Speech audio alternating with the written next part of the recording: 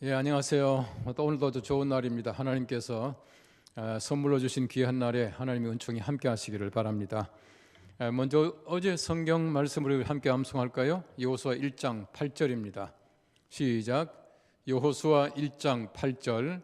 이 율법책을 내 입에서 떠나지 말게 하며 주야로 그것을 묵상하며 그 안에 기록된 대로 다 지켜 행하라. 그리하면 내 길이 평탄하게 될 것이며 내가 형통하리라. 여호수아 1장 8절. 여러분, 성경은 우리가 가지고 있는 아주 중요한 우리의 교과서입니다. 우리 각 종교마다 경전을 가지고 있습니다만은 우리 기독교는 성경이라고 하는 경전을 가지고 있고, 이 성경이야말로 하나님의 거룩한 말씀이고 우리 모든 삶의 가장 기본이 되고 규범이 되는 것이 그 성경이라고 하는 것입니다. 이 성경이 우리에게 있음으로 말미암아 우리가 얼마나 감사한지 몰라요. 한번 상상해 보십시오. 우리가 성경이 없다면 하나님 알 수 있겠습니까? 우리가 죄인인 것을 깨달을 수 있겠습니까? 우리가 아무것도 알지 못해요. 이 성경 말씀을 통해서 우리가 하나님이 어떤 분이신가, 또 우리가 어떻게 죄를 지었는가, 우리가 어떻게 구원받는가, 그리고 어떻게 하나님의 거룩하신 나라에 가는가, 모든 것이 성경 말씀에 다 담겨져 있습니다. 여러분이 성경 66권이라고 하는 것은 물론 조각조각에 다 흩어져 있던 것을 모아놨습니다만은 이 모든 것이 하나가 되어서 하나님의 거룩하신 말씀이에요. 우리 다른 사람들이 다 섞고 또 시대가 다 다르고 하지만은 이 성경 66권은 전체가 하나님의 말씀이고 전부 다가 짝이 있고, 또 하나님께서 창세기부터 요한계시록까지 전체를 하나님께서 허락하신 귀한 말씀인 것을 우리가 잘 알고 있습니다. 이 성경의 저자는 약 40명입니다. 약 40명이라고 하는 얘기는 어떤 책은 누가 저자인지 잘 알지 못하기 때문에 약 40명이다 그렇게 말합니다. 적어도 한 1600년, 2000년 가까이 그 시간적인 차이가 있습니다. 그럼에도 불구하고 성경은 앞뒤가 맞지 않는 것이 없습니다. 다 하나님의 말씀이기 때문에 어쩜 그렇게 골고루 하나님께서는 형통하게 해주셨는지 몰라요. 이 더더구나 성경의 저자의 직업을 보십시오. 어떤 사람은 왕이고 어떤 사람은 선지자, 학자, 의사, 또 농부, 심지어는 목동, 어부까지도 다 성경의 저자가 되었다는 것을 볼 수가 있어요. 유식한 사람들만 쓴 것이 아닙니다. 하나님께서 말씀을 주심으로 말미암아 하나님께서 주신 은혜대로 쓴 것이 바로 성경책이에요. 그래서 이 성경책이라고 하는 것은 하나님의 말씀이다, 변찮은 하나님께서 주신 말씀이다 라고 하는 것을 우리가 기억하고 또 알고 있는 것입니다.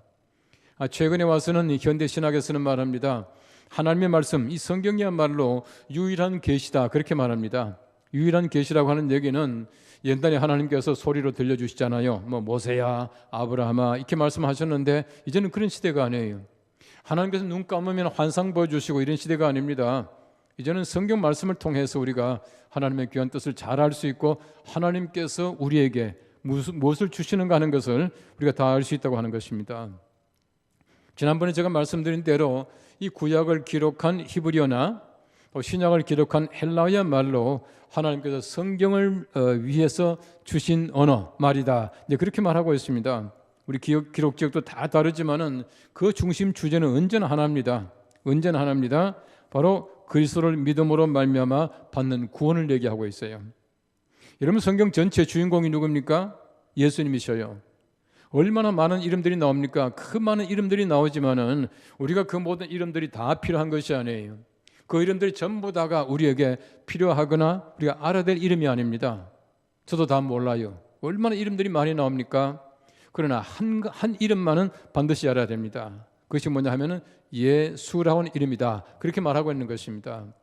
우리 성경 전체 주제라고 하는 것은 바로 그 예수가 이 땅에 그리스도로 오셔서 우리 구원하셨다라고 하는 바로 그 내용입니다. 그 내용인데 우리 구약적인 역사를 통해서 또 우리 신약의 역사를 통해서 앞으로 올 계시를 통해서 우리 그 사실을 믿고 알게 된다는 것을 얘기해 주고 있는 것입니다. 구원을 얘기하고 있는 책이 바로 성경이에요. 성경은 구원의 이야기입니다. 구원의 책이다 그렇게 말할 수 있습니다. 제가 한번 설교 시간에도 얘기했습니다마는 성경 바이블이 무엇인가? 이 바이블이라고 하는 것은 어떤 분이 말하기를 Basic Instruction Before Leaving Earth, 우리가 지구를 떠나기 전에 삶의 기본적인 지침이다 이렇게 말을 하고 있어요. 여러분, 이 성경이라고 하는 것이 기본적인 지침입니까? 이 성경이라고 하는 것이 도덕책입니까? 윤리서입니까? 그게 아니에요. 여러분, 성경이라고 하는 것은 가장 중요한 것이 뭐냐 하면은 이 속에 윤리가 있습니다. 이 속에 과학이 있고요. 이 속에는 사람들이 살아가는 여러 가지 많은 방침들이 있고 온갖 사람들의 삶이 있지만은 성경은 이러한 기본적인 지침이 아니에요. 더 중요한 것이 무엇인가? 성경은 생명입니다. 성경이 생명이라고 하는 사실을 알아야 비로소 우리가 성경 말씀을 올바르게 알고 있다라고 말할 수가 있는 것입니다. 성경은 최고의 하나님의 선물입니다. 최고의 하나님의 선물이라고 하는 것은 이 성경을 통해서 우리가 가장 모든 걸 다 알 수가 있어요. 이름 보십시오. 만일 우리가 중요한 것을 주지만은 정말 우리에게 주시는 가장 필요한 것들 이런 거 주시지 않는다면 어떡하겠습니까? 우리가 말하기를 중요한 것과 긴급한 건 달라요. 그렇지 않습니까? 중요한 것과 긴급한 건 달라요. 이 속에 얼마나 중요한 것들이 많이 있습니까? 그런데 만일에 이 속에 우리 긴급한 것을 주지 못한다면은 그 중요한 모든 것들이 전부 다 필요 없어요. 전부 다 필요 없어요. 여러분, 우리가 온 천하를 다 얻었다고 하더라도 생명 잃어버리면 아무것도 아니지 않습니까? 여러분, 사람이 온 천하를 얻고도 생명 잃어버리게 되면은 무엇이 소용이 있겠습니까? 예수님께서 말씀하셨어요. 마찬가지입니다. 아무리 많은 돈을 가지고 있다고 하더라도 우리 생명 잃어버리면 아무것도 아니에요. 아무것도 아닙니다. 성경 말씀은 우리에게 중요한 것을 가르쳐 주는 것이 아니라 긴급한 것, 가장 우리 소중한 생명에 관한 것을 얘기해 주고 있다는 것을 우리는 꼭 기억해야 합니다. 여러분, 성경 한 권으로 말미암아 변화된 사람들이 얼마나 많은지 몰라요. 우리 교회가 1년에 한 차례씩 우리 기도원주의를 지킵니다. 우리 기도원협회는 참 좋은 일들을 많이 하셔요. 이 성경을 배분해 주는 그 일을 하는데 우리가 그 일에 꼭 동참하기를 바랍니다. 그런데 보십시오. 여러분, 교도소에 성경이 들어갑니다. 이 성경 한 권으로 말미암아 죽을 수밖에 없는 사람들이 변화된 경우를 얼마나 많이 볼 수 있는지 몰라요. 여러분이 성경 한 권으로 말미암아 정말 생명 잃어버릴 만큼 고통스럽게 살아가다가 정말 새로운 생명 때문에 살아난 사람들이 얼마나 많은지 몰라요. 이 성경의 권위가 그렇다는 겁니다. 성경의 힘이 그렇다는 얘기예요.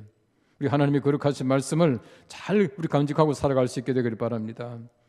남아프리카의 목회자인 존 굴치라고 하는 분이 영국 히드로 공항에 갔습니다. 가서 이 보안 게이트를 지나가는데 이 경고음이 띡 하고 났다는 거예요. 이 성경에 바로 이 금속 지퍼 때문에 난 소리였습니다. 그래서 이 목사님이 얘기했답니다. 단지 성경입니다. 그렇게 말했답니다. 단지 성경뿐입니다. 그렇게 말했더니 바로 경관이 그렇게 말하더랍니다. 그렇지만 성경은 매우 위험한 물건일 수 있습니다. 그렇게 말합니다. 매우 위험한 책일 수 있습니다. 얼마나 위험한 책입니까? 사람을 살리기도 하고 죽이기도 하고 생명에 관한 책입니다. 얼마나 소중한 책인지 몰라요. 2차 세계대전 당시에 노르웨이의 어떤 목사님이, 루터계 목사님이 이 게슈타포에게 잡혀갔습니다. 이 잡혀가는데 이 게슈타포가 이 목사님에게 좀 위협을 하느라고 권총을 꺼내가지고는 탁 내놓더래요. 이 목사님이 또 그걸 보더니만은 성경책을 꺼내가지고 그 옆에 갖다 놓더랍니다. 게슈타포가 목사님께 얘기했답니다. 뭐 하는 짓이요? 그렇게 말하니까 당신이 무기를 꺼내니까 나도 무기를 꺼냈습니다. 그렇게 말했다는 거예요. 여러분, 성경은 무기입니다. 우리 생명 얻게 하는 무기예요. 가장 강력한 무기가 성경입니다. 우리 성경이 우리 무기가 되고 우리 삶을 인도해 나갈 수 있는 귀한 길잡이가 되기를 바랍니다. 여러분, 디모데후서 3장 16절 말씀, 모든 성경은 하나님의 감동으로 된 것으로 교훈과 책망과 바르게 함과 의로 교육하기에 유익하니, 그렇게 말하고 있습니다. 이 말씀을 잘 보십시오. 모든 성경은 하나님의 감동으로 됐어요. 하나님이 호흡하신 겁니다. 이 하나님이 감동을 됐다고 하는 것은 하나님께서 숨을 불어넣었다는 뜻입니다. 하나님께서 뇌신 숨을 우리가 들이키면 되는 거예요. 여러분, 호흡이 뭡니까? 호흡이라고 하는 것은 숨을 들이키고 내쉬고 하는 것인데, 하나님은 숨을 내쉬면서 하나님의 말씀에 영감을 주셨고 우리는 그것을 들이킴으로 말미암아 내 영감으로, 내 말씀으로 받아들이는 것이 중요합니다. 그렇게 될 때에 성경은 참 가치가 있는 것이라고 말할 수가 있을 것입니다. 오늘 성경 첫째는 말합니다. 성경은 하나님의 감동으로 된 말씀입니다 라고 말하고 있습니다. 오늘 성경 말하지 않습니까? 모든 성경은 하나님의 감동으로 된 것으로, 그렇게 말하고 있어요. 이 감동으로 되었다는 말은 데오 푸니마토스라고 하는 말인데, 데오스 하나님, 푸니마토스 하나님의 영감, 숨을 불어넣었다는 뜻입니다. 하나님께서는요, 사람을 지으실 때, 아담을 지으실 때 보십시오. 아담 지을 때 어떻게 했습니까? 흙으로 하나님께서는 사람의 형상을 빚어 넣으시고 거기에다가 하나님이 생기를 불어넣으시니, 숨을 불어넣으시니 사람의 생명이 되었다, 그렇게 말하고 있습니다. 여러분, 생기를 코에 불어넣으셨다고 하는 것은 하나님께서 사람 만드시는 아주 독특한 하나님의 방법이에요. 하나님의 영을 주신 겁니다. 그래서 사람이 생영되게, 살아있는 영되게 하나님께서 만드셨다, 그렇게 말을 하고 있습니다. 여러분, 예수님께서 부활하신 다음에 보십시오. 40일 동안 세상에 더 계셨는데요, 성경 말씀 요한복음 20장 22절 말씀에는 말합니다. 숨을 내쉬며 이르시되 성령을 받으라. 예수님께서 우리가 어떻게 제자들에게 숨을 불어넣으시며 성령 받으라, 그렇게 말씀하셨대요. 예수님의 제자들 보십시오. 지금 완전히 맥이 빠져 있습니다. 완전히 지금 탈진 상태뿐만 아니라 완전히 영적으로 피폐한 상태에 있어요. 얼마나 그들이 절망하고 있습니까? 예수님께서 부활하셔서 그 절망 중에 있고 힘들어하는 제자들에게 예수님께서 영을 불어넣는 겁니다. 숨을 내쉬면서 그들에게 말씀하시기를 성령 받으라. 예수님께서는 그들에게 숨을 공급하신 것이에요. 우리가 하나님의 말씀이 공급될 때에 하나님의 숨이 공급되는 것입니다. 그렇게 해야 우리가 하나님께서 원하시는 귀한 영적인 삶을 살아갈 수가 있어요. 여러분, 성경 말씀 보십시오. 얼마나 감동이 있습니까? 이 성경 말씀에는 감동이 있어요. 이 성경책을 보는 사람들마다 은혜를 받고 감동받고 눈물이 있고 변화되고, 왜 그렇습니까? 이 성경책에는 하나님의 영감이 있다, 힘이 있다고 하는 뜻입니다. 그런데 이 말씀을 적을 때에 여러 가지 많은, 우리가 하나님의 은혜 말씀인데 이 저자들이 적을 때 여러 가지 많은 영감설을 가지고 있어요. 이 성서 영감설이라 그렇게 말합니다. 첫째는 영감설 가운데 구술설이라고 하는 게 있습니다. 기계설, 그렇게 말하는데 이거는 뭐냐면은, 구술설이 뭡니까? 그대로 받아 적게 했다는 겁니다. 그러니까 딕테이션 티어리, 그렇게 말합니다. 받아 쓰게 했다는 거예요. 하나님께서 막 불러주시면은 받아 쓰게 했다는 거예요. 두 번째는 뭐냐 하면 개념 영감설이 있습니다. 저자에게 개념이지 문자가 아니다. 하나님께서는 문자로 영감을 주신 것이 아니라 개념으로 영감 주셨다 하는 것을 개념 영감설, 그렇게 말하고 있습니다. 세 번째는 뭐냐 하면 축자 완전 영감설이란 말이 있습니다. 이건 뭐냐 하면은 낱말과 문장과 내용과 이 모든 것이 다 저자의 것입니다. 저자의 것이지만은 그 개념은 물론 그 기록하는 그 저자에게 하나님께서 감동하셔서 그 낱말을 가지고 그 글을 적게 했다라고 하는 것이, 일반적으로 정통주의 신학에서는 바로 이 설을 따르고 있습니다. 하나님께서는 문자를 주신 것이 아니라 그 문자는 저자의 것이지만은 그 문자를 쓸 수 있도록 하나님께서 저자에게 영감을 주셨다는 그런 뜻이에요. 어쨌든 보십시오. 하나님께서는 저자를 통해서 영감을 주시고 또 그 영감을 받은 저자들이 하나님의 감동으로서 되어진 글이 바로 성경이다, 그렇게 말하고 있습니다. 그렇기 때문에 우리 성경이라고 하는 것은 지금 봐도 모든 사람들에게 은혜가 되고 감동이 되는 것이에요. 하나님의 영감 때문에 그렇습니다. 히브리서 4장 12절 말씀 말합니다. 하나님의 말씀은 살아있고 활력이 있어 좌우에 날선 어떤 검보다 예리하여 혼과 영과 및 관절과 골수를 찔러 쪼개기까지 하며 또 마음의 생각과 뜻을 판단하시나니, 그렇게 말하고 있어요. 하나님의 말씀은 힘이 있습니다. 우리 옛날 성경 보시면 운동력이 있어 그랬거든요. 활력이 있습니다. 정말 저의 날선 검보다 더 예리합니다. 우리를 찔러 쪼개기까지 합니다. 하나님의 거룩한 말씀 가운데는 힘이 있다는 거예요. 얼마나 많은 사람들이 말씀을 통해서 은혜를 받고 찔림을 받고 변화되고 또 우리 도저히 변화되지 않을 것 같은 사람들이 하나님의 사람으로 변하게 된 것을 우리가 볼 수가 있습니다. 이것이 곧 하나님의 말씀의 가치라고 하는 것이에요. 말씀 속에는 힘이 있습니다. 살아있고 활력이 있습니다. 하나님의 숨 때문에 그렇습니다. 하나님의 숨을 빼버리면 아무것도 아니에요. 아무것도 아니에요.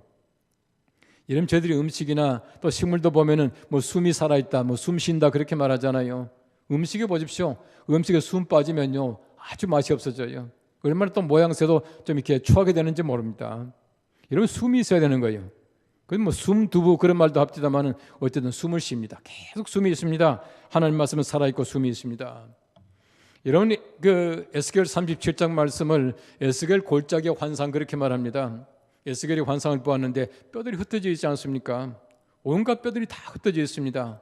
그때 하나님께서 말씀하셔요. 이 뼈들을 모은다 말씀합니다. 그 뼈들이 모아졌습니다. 그 뼈들이 다 모아져서 뼈에 살이 생기고 핏줄이 생기고 피부가 다 생겼어요. 아무리 그렇게 생겼지만은 군대가 아니에요. 여러분 그 군대가 어떻게 됩니까? 하나님께서 말씀합니다. 생기야 그 속에 들어가라라고 말씀하세요. 생기가 그 속에 들어가게 되니까, 불어 들어가게 되니까 바로 그 힘 있는 군대가 되었다, 그렇게 말하고 있습니다. 바꿔 말하면은 사방에서부터 그 죽음을 당한 자에게 생기가 와서 살아나게 만드니까 위대한 군대가 되었다, 힘 있는 군대가 되었다, 그렇게 말하고 있어요. 이런 사람들이 그 속에 생기가 없으면 아무것도 아니에요. 우리 성경이 마찬가지 아닙니까? 성경이 그 속에 생기를 빼보십시오. 하나님의 영을 빼보면은 이 성경책은 아무것도 아니에요. 꼭 같은 글자입니다. 우리 소설이나 신문이나 다른 책이나 성경이나 꼭 같은 글자예요. 글자지만은 이 글자 속에 하나님께서는 영감을 주셔서 살아있게 호흡하게 만들어 주셨다, 그렇게 말합니다. 두 번째는 말합니다. 성경은 하나님의 사람을 만드는 말씀입니다 라고 말하고 있습니다. 하반절에 말합니다. 교훈과 책망과 바르게 함과 의로 교육하기에 유익하니, 그렇게 말하고 있습니다. 삶의 교과서예요. 여러분, 이 성경책이라고 하는 것은 교훈과 책망과 바르게 함과 의로 교육하기에 좋은 책이다, 그렇게 말하고 있습니다. 얼마나 우리 성경 말씀이 중요한 말씀입니까? 우리 교육을 다 할 수가 있다는 겁니다. 책망하는 것이에요. 여러분, 성경 말씀을 가지고 책망해야 됩니다. 우리 아이들도 마찬가지. 그냥 우리 화나서 책망하는 것이 아니라 의로 교육하는 마음을 가지고 성경을 가지고 책망하게 될 때에 우리 아이들이 영적으로 변화될 수가 있어요. 우리 그냥 우리 사람의 마음을 하는 것이 아니라 항상 그렇게 해야 됩니다. 초기 기독교에서는 우리가 기독교를 책의 종교라 불렀습니다. 텍스트 공동체, 그렇게 불렀어요. 이 말이 무슨 말이냐 하면, 텍스트 공동체라고 하는 것은 하나님의 말씀을 가지고 성경책을 가지고 살아가는 공동체다라고 하는 것입니다. 우리가 어떻게 거룩한 것과 또 우리 경건한 것을 알 수 있겠습니까? 그 속에 영이 있느냐, 살아있느냐 보면 금방 알 수가 있습니다. 교훈과 책망과 바르게 함과 의로 교육하기에 유익한 성경책을 가지고 있는 사람들은 절대 멀리 도망가지 않아요. 하나님의 거룩한 은혜 가운데 살아갑니다. 여러분의 자녀가 정말 하나님의 거룩한 말씀을 가지고 교육받고 책망받고 의로 교육하고, 또 우리가 항상 하나님 말씀대로 이끌어 줄 수 있는 귀한 은혜가 함께 하시기를 바랍니다. 존 폴리라고 하는 사람이 유대인과 그리스도인이라고 하는 책을 썼습니다. 그런데 그 책에 보면은 노벨상 받은 사람을 쭉 열거하고 있는데, 노벨상 받은 사람 가운데는 기독교인이 64%이고 유대인이 22%이고 천주교는 11%라 그렇게 말합니다. 불교는 0.9%, 회교도는 0.1%입니다. 다시 말하면 노벨상 수상자 전체의 97%가 성경을 보고 있던 사람들이다, 그렇게 말하고 있습니다. 성경 말씀을 통해서 사람들이 지혜를 가지게 되는 거예요. 과학적인, 경제적인 모든 면에서 지혜는 하나님의 거룩한 말씀이 있다는 것을 얘기해 주고 있습니다. 이런 위대한 시인 괴테가 말했습니다. 독일을 위대한 나라가 된 것은 마르틴 루터가 1517년 종교개혁을 해서 전 독일 사람에게 독일어로 된 성경을 읽고 배우게 하였기 때문이다. 그래서 독일은 최고의 민족이 되었다, 그렇게 말하고 있습니다. 하나님의 말씀으로 말미암아 위대한 민족이 되는 거예요. 하나님 말씀만 가지고 있으면 하나님께서 위대한 백성들로 만들어 주셔요. 하나님 말씀이 만들어 주는 것입니다. 우리나라도 마찬가지로 이 말씀으로 말미암아 위대한 민족 되기를 바랍니다.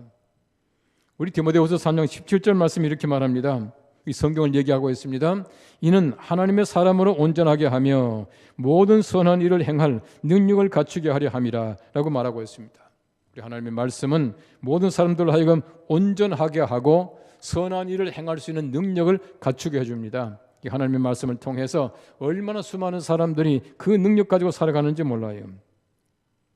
우리 개화기와 또 우리가 민족의 여러 가지 많은 어려운 문제가 있을 때에 정말 우리 건국교회는 민족 지도자 가운데 기독교인들이 참 많았습니다. 말씀을 통해서 지혜를 가지게 되고 또 말씀을 통해서 하나님의 은혜로 말미암아 또 위대한 삶을 살아갔던 사람들이 얼마나 많은지 모릅니다.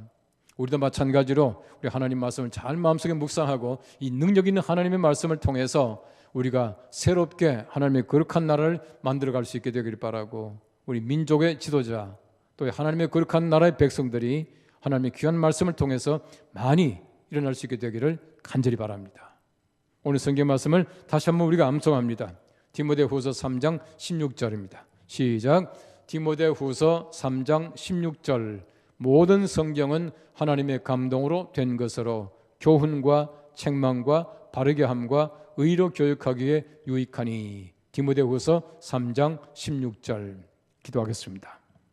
우리 하나님 참 감사합니다. 우리에게 귀한 하나님의 말씀 성경을 주셔서 성경을 통하여 우리가 지혜롭게 되게 하시고, 우리가 하나님의 거룩한 나라 알 수 있게 도와주시고, 우리가 죄인인 것도 알 수 있게 도와주시고, 우리 성경 한 권을 통해서 우리가 하나님의 거룩한 뜻을 알 수 있도록 도와주심을 감사합니다. 이 성경 말씀 우리가 늘 마음속에 담고 살게 하시고, 하나님의 감동이 늘 우리 마음속에 있어서 이 말씀으로 말미암아 우리가 정말 새롭게 변화될 수 있는 훌륭한 삶과 인격을 가지고 있는 사람들로 변화되게 도와주시고, 우리 자녀들도 이 말씀으로 잘 가르칠 수 있는 지혜도 함께 허락해 주시옵소서. 예수님의 이름으로 기도합나이다.